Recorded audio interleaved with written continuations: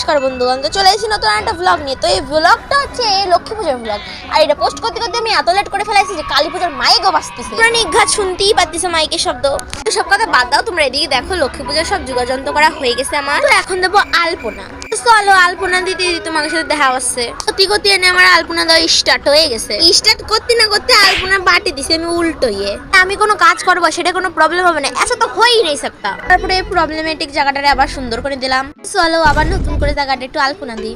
এই দেখো আমি আবার নতুন করে আলপনা দিচ্ছি। আর এদিকে এখন আমি আলপনা দিতে এলাম না, বৃষ্টিতে নাগুল নইছে। কেরমটা ঠেয়ে একটু কও তো তোমরা। এই নাও তোমরা আমার আলপনাটা দেখে নাও। কেউ যদি কইছো যে ভালো হয় না তাহলে তার মাথা ফাটা দেবো আমি। এই তো এই কাজ পাচ্ছিলাম না জন্য অন্য একটু আলপনা দিলাম। তারপরে এখন চলে এসেছি নাড়ু বানানোর জন্য। তো এখানে আমার নাড়ুর জন্য তিল ভাজা আর গুড় জল আমার কমপ্লিট। তারপরে কতি কতি আমার নারকেলের নাড়ু বানানো হয়ে গেছে। খবরদার কেউ যদি বলছে যে নাড়ু সে ভালো হয় নাই, নাড়ুগুলো গলায় নাই, তাহলে দেখে নে। কতি কতি এদিকে যোগাযন্ত্র করে আমি বাড়ির পুজোয় বসে লইয়া বামে বসি নারায়ণ কহিতেছে নানা কথা সুখে আলাপন মনে দেবীর কৃপায় তার লাভ দিনে দিনে। লক্ষ্মীপতির কথা সমাপ্ত হইল, মনের আনন্দে সব হরি হরি বলো। একশো তো আমি পাঁচালিও পড়তে পারি না। তাহলে আজকে ব্লগখানে নেই শেষ করলাম, প্রসাদ খাই টাটা।